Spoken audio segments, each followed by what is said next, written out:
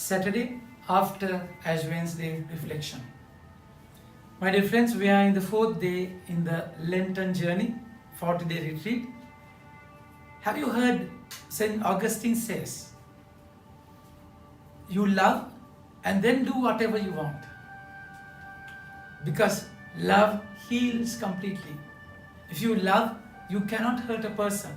If you love, you cannot use a person. And yesterday, he said, you have lost the bridegroom. You have lost that support, that love in your life. So fast in search of him, but because you need him. So in journey of coming back, release all the bondages of the other people. Because when you are hurt, you will hurt others. And today's gospel, it speaks about the doctor and the patient.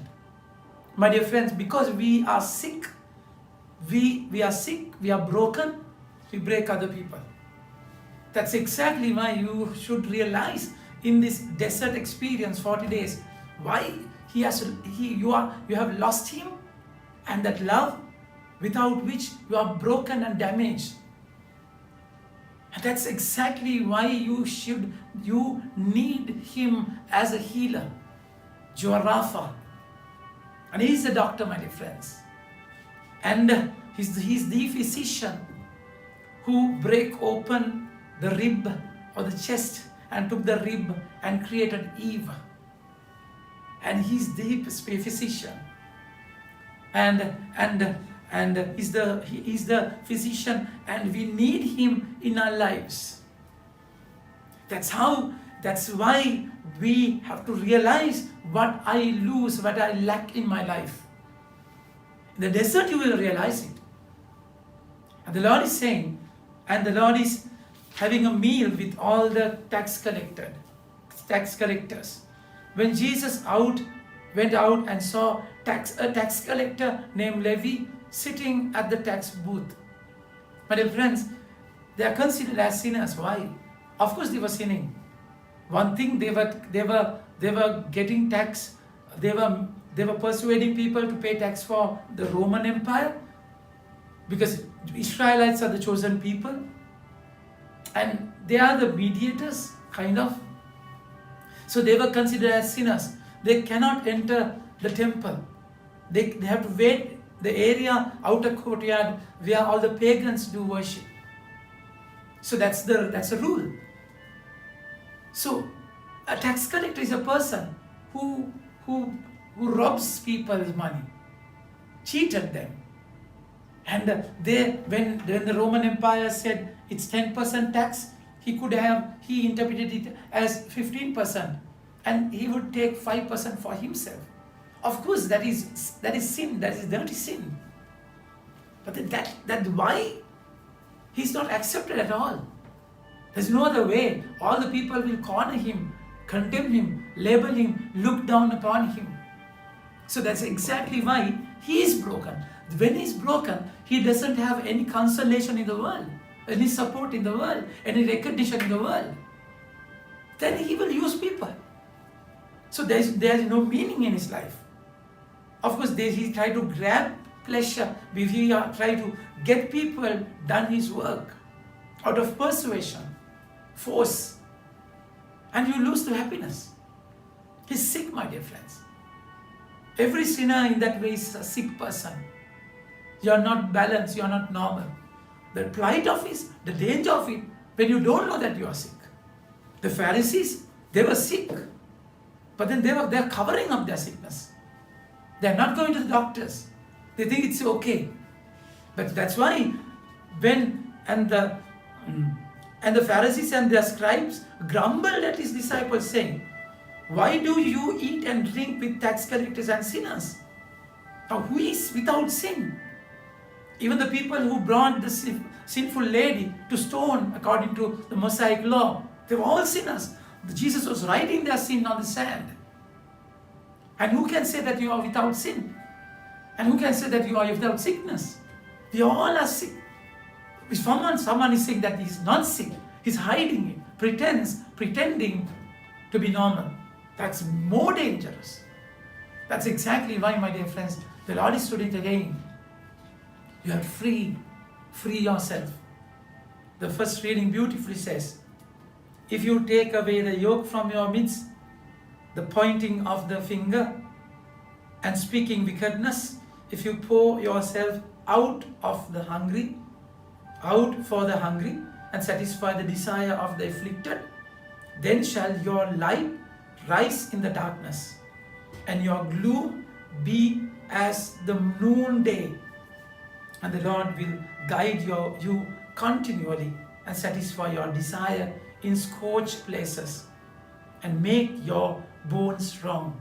And you shall be like watered garden, like a spring of water whose waters do not fail. My dear friends, it's beautiful, isn't it? The Lord is promising you.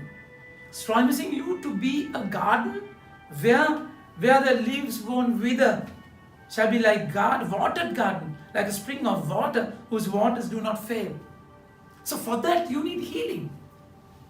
Exactly, you need that touch. Accepting that you're broken. Yesterday, that's exactly why the Lord asked us to fast properly, freeing the people whom you have damaged. Now the Lord is turning you into a blessing. Rather blessing people, you're going to be a blessing. That's exactly what should happen in your life.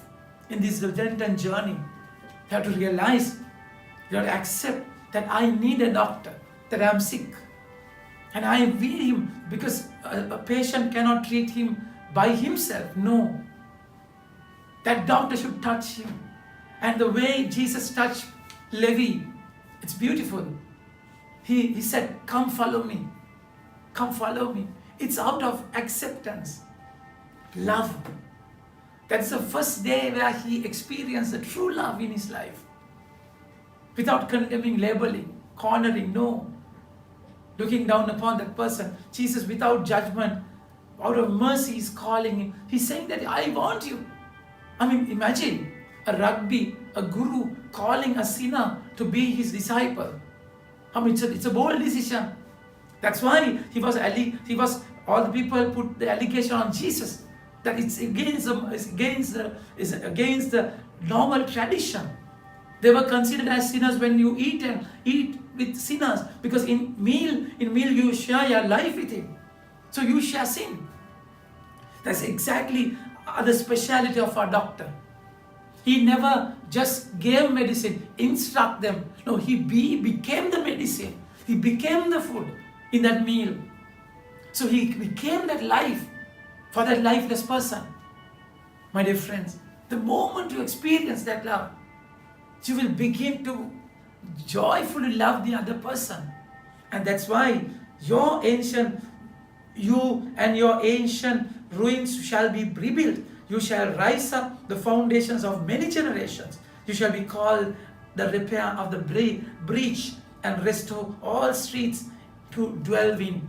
If you turn back your foot from the Sabbath, from doing your pleasure on my holy day, you call the Sabbath a delight, and the holy day of the Lord honorable.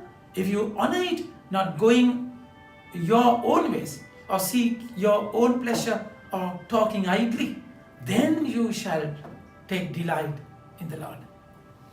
My dear friends, it's two ways, isn't it? When you allow him to love you, and Jesus want Levi or Matthew to come follow me, he left everything and followed him.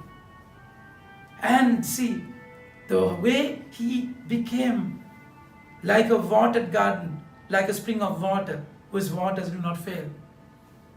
He's one of the gospel writers, isn't he? Matthew, that table where their suppressed people wrote all the taxes, all the bills.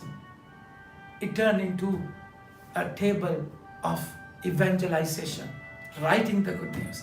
How that very darkness became the light in his life, my dear friends. Shall your light rise in darkness, and your gloom be as the noontide, where the sun is perpendicular just above you. In the noontide, there is no shadow at all. You become that experience of the Lord.